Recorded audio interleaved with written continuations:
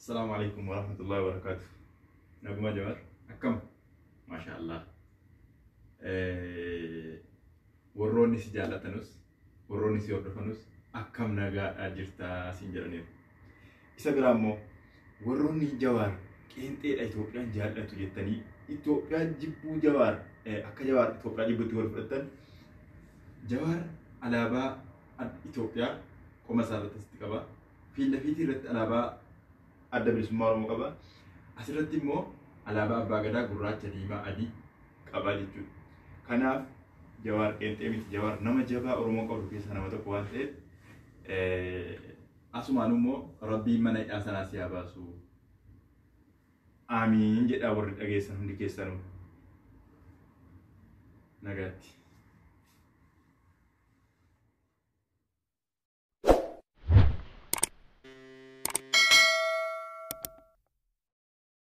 السلام عليكم ورحمة الله تعالى وبركاته. نجان كو كبجاف جرى له الفناء وكجرتنا تندك كيسن سنجو كاين ماستر كيس سينا إرجع كاين ماستر كيس سيني على كنا نجافن وباسو السينا أسيس بكا ساقل كل جاج فيلنا كاين ماستر كيس يو كان انتان اللي ستوه تاو ساقل كل جاف فيلتني سبب نساس يوصلكين كيسن فيديو سا يرو ورابا مدل كبا سلكين أو كإلابات يستوى بتن يو كان dalga jeestanii waraabbattan kaan maaster kamiyyuu yoo bifa garaagaraatiin qaba kaan maaster waan ta'eef isin sagaluma 16 filattu erga filattanii booda bakka footoo qabdan sana lattani asis footoo miidiyaa as rukuttanii achi booda bakka itti gadi buufattan sana silkicha keessatti bakka footoo sana deemtu footoo sana kunoo asitti buufadheen asii qaba erga sana asitti dhufeen bakka kana rukuta achi booda akkanatti nan dheeressa hanga daqiiqaa tokkotti ta'ee egaa hanga dheereffattan isintu beeka ni dheereffadha erga kana as isan akkana as siqu kana bakka kana rukutee as rukutee gaafan bakka kana walitti dabarsu as godhee irraatti godha isaan madeemaa rudhaa beeraa jechuudha jalqaba otuu viidiyoo waraabbatiin viidiyoo isaa ittiin haasoftan sanatu waraabbatiin dura eessaran footoo kana fudhachuu footoo fakkeenyaaf amma an viidiyoon irratti hojjedhe viidiyoo Jawaar haa ta'u malee isin waan irratti hojjechuu barbaaddan nama kam irrattuu hojjechuu yoo barbaaddan jalqaba footocha gadi buufattan erga footocha gadi buufattanii footocha ilaaltanii footocha irratti viidiyoo waraabbattan isinii gala footocha gadi buufattanii dura footocha ilaaltanii hamma fakkeenyaaf jecha koo keessatti alaabaa Itoophiyaa bakka kanatti agarsiiseen ture asittis alaabaa adda bilisummaa Oromoo agarsiiseera alaabaa abbaa gadaa asitti agarsiiseera kana agarsiisuu kan hin danda'e tilmaamaa waan hin hojjedheef jalqaba tilmaamicha sana sammuu keessatti bakki kun bakka kana ta'a jedhee waan hin tilmaameef dhaqee raba malee zimmeettaneetuma yoo isin hojjettan yookiin gabaabbataa yookiin dheerataa yookiin wal bira darba jechuudha jalqaba footocha ilaaltanii erga footocha ilaaltanii fakkeenyaaf footoo immoo footoo haala barbaannutti footoo nama barbaannu immoo eessaa argannaa akkan jenne fakkeenyaaf mee yeroo tokko kiroomii keessa galeen isin agarsiisa. Okay walakkaa qabeen keessaa ba'a asumatti keessaa ba'een fakkeenyaaf kiroomii googil kiroomiinii fi googilii inni kun yaa'u akka argannaa isaatu irra namaa seeta malee lachuu tokkuma. keessonsaa irra baay'een keessan hin beektan wallaaltaneetu hin taane yaa'u yaadachiisumaaf hin dubbataadha malee irra baay'een keessan hin beektan fakkeenyaaf feesbuukii irraa argachuu ni dandeenya argachuu dandeenya haala kamiin haala nama maqaa namaa beeknuun maqaa nama of jalaa qabu footoo kana of jalaa qabu beeknuun argachuu ni dandeenya garuu waan sooshaal miidiyaa kamirrattuu gadhiifamu feesbuukaa peejii irratti yoo ta'an peejii irratti fakkeenyaaf feesbuuka isa kaan irraa asitti fideen baasu asitti isinii mul'isu garuu waan peejii irratti gadhiifamuuf waan miidiyaa kamirrattuu gadhiifamu asitti fidee isinii baasa as seennee gaafa as seennu bakka kanatti fakkeenyaaf hamma gaa Jawaar Mahammad barbaada an hamma fakkeenyaaf Jawaar Mahammad jedhee barreeffachuun barbaada garuu isin nama barbaaddan sana abbaa barbaaddan sana barreeffattu gaafa barreeffattan hamma fakkeenyaaf Jawaar Mahammad jedhee barreeffadheen jiraan fakkeenyaaf amma Jawaar Mahammad Abiyyi Ahmed jedheetuun barreessee lamman jiraatuun barreessee maal fida footoo Jawaariif Abiyyii dhimma Jawaariif Abiyyii walitti qaban waan jarri wajjin dubbatan footoo jarri wajjin ka'annaa baasa. Hamma Jawaar Mahammad as rukuteen hin barbaada. Achi booda achi siqee jira waan ta'eef akkanaas buteen fakkii jedha rankoo. Garuu kan keessa yoo afaan googilii afaan hin jijjiiratin jiraatan hankoo fakkii jedha. Keessan immoo manaa jakkaawwantii manaa jedhaadha. Asitti as rukuttanii keessa seentu. Hamma Ingiliffatti deebi'ee mana jedheeraa kunoo asitti achi fagaattee isinitti mul'achuu baate akkana godheen as mul'isa. Fakkeenyaaf amma bakki kun viidiyoodha. Asitti niiwus jedhaadha. Asitti immoo meneejiidha. Asitti immoo maappiidha. Kana jechuudha. Fakkeenyaaf hamma an footoon barbaada waan ta'eef footoo Jawaar guutummaatti asii argachuu dandeessan. Haala kamiin akkamitti isa yeroo kamii isa yeroo eessatti ka'e akkamitti ka'e kan jedhu asii argattanii jechuudha. Fakkeenyaaf kan Jawaar footoo Jawaar haala kanaan nu baaseera. Gaafa isin tokko jala seentanus fakkeenyaaf amma gaafa isin footoo kana jala seentan kana jalaas footuma isaa argattu. Waan inni dubbate wajjin wantiin asitti fidee isinii baasa jechuudha. Footoo Jawaar isinii baaseera. Fakkeenyaaf kun kan Jawaari. Mee immoo fakkeenyaaf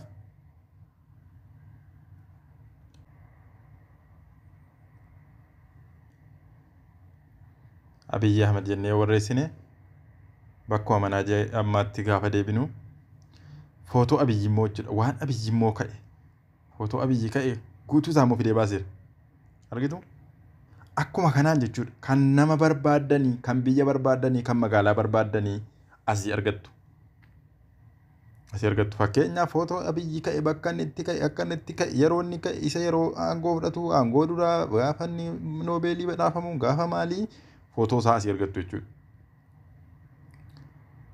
Nama barbaadan asitti barreessitanii bakka kanatti barreessitanii asii argattu jechuudha. Magaalaas barbaadan namaas barbaadan egaa waan barbaadan hunda isaatu asii argattu jechuudha.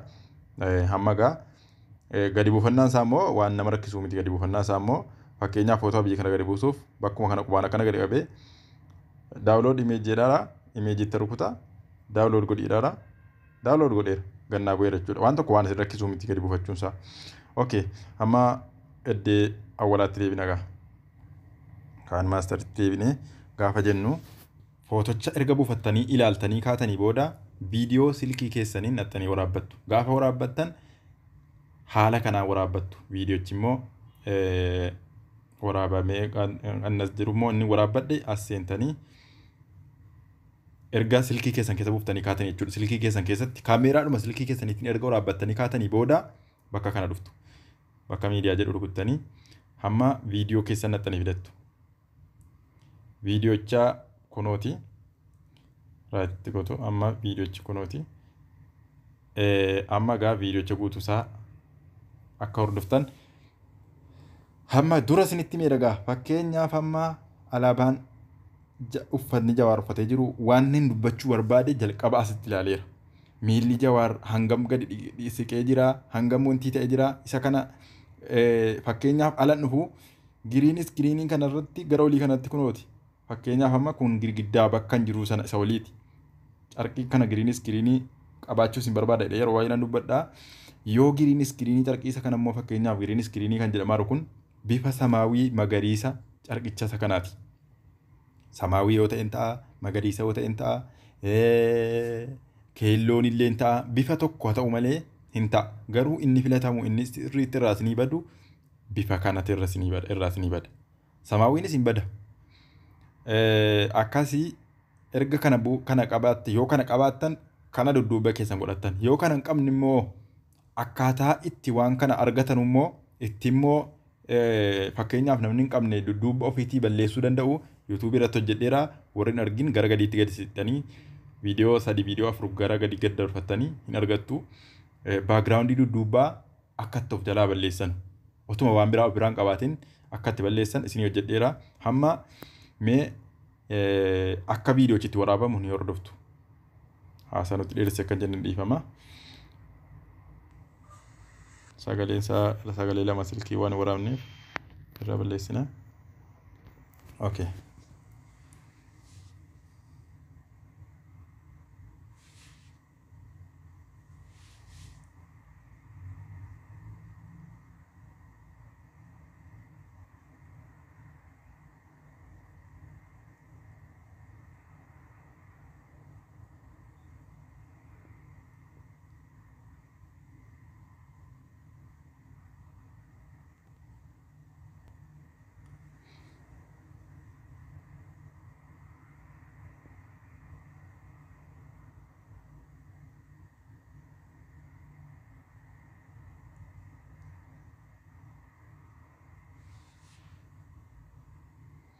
Asitti isanni garuu ni gabaabbatee fuulduratti akkana dheeressina.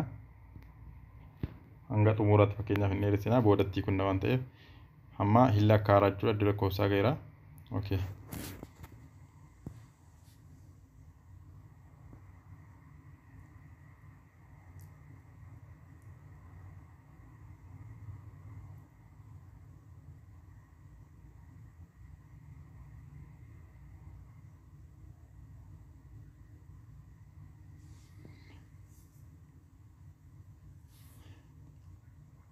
Ayyee amma xumurameera jechuudha. Amma viidiyoochi waraabbatameera. Viidiyoocha isa kana sirriitti hubannaan waraabuun waan tokko isin rakkisu.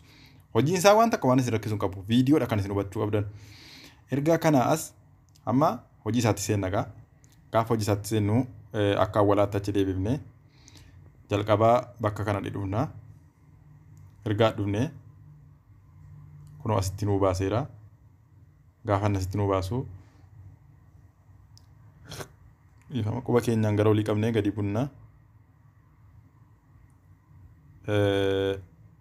Waan daarii galasitti achi lixeef ammas akkanatti bicuusii achi bunnee hanga carqichaa taasisuuf barbaanneeti. Akkana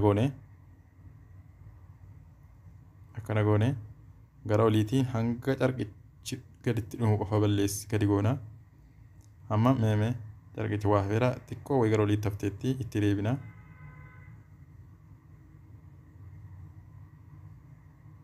Okay.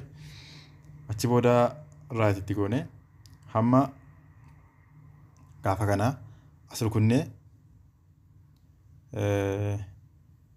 xiyyaan agarsiisuuf as rukunnee bakka mudhii qabattee dhaabattu kana ni rukunna. Erga sana as bakka kanatti rukunna. Sababni bakka kanatti rukunnu maanni bifa carqii dudduu isa kanaa filachuufi. Fakkeenyaaf amma kun magariisa ta'ee magariisa lummutti bareedaa miti. Magariisa isa bareedaa waan itti wal fakkaatu asii yoon kana fudhee as rukuta. Erga sana as bakka kanattan itti dabarsa. Hamma badeera. Badeena jedhu anas wajjin balleesse. Asitti immoo hamma bakka kanatti kunoo tuqaa kana argattu kana asiin akkana buttanii achis asis.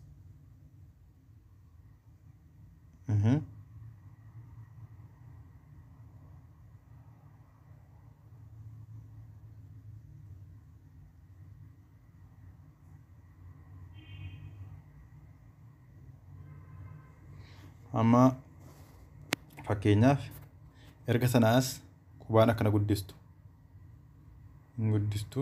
hanga inni wal qixxaatutti guddistu hanga kana gootu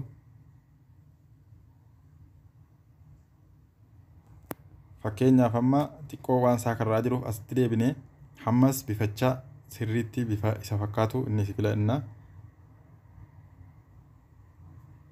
Amma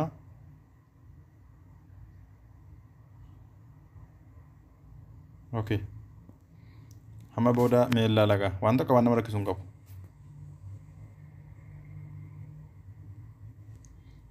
Asirratti bakka kanatti ni kunna eessa rukunnee bakka kana rukunnee as rukunnee fuulduratti kun hamma kana fuulduratti kun sababni isaa waan inni dheerateef waan sa'aatiin keenya nu hin geenyeef akkana bunnee gama caafiidhaa kaabna. Okay.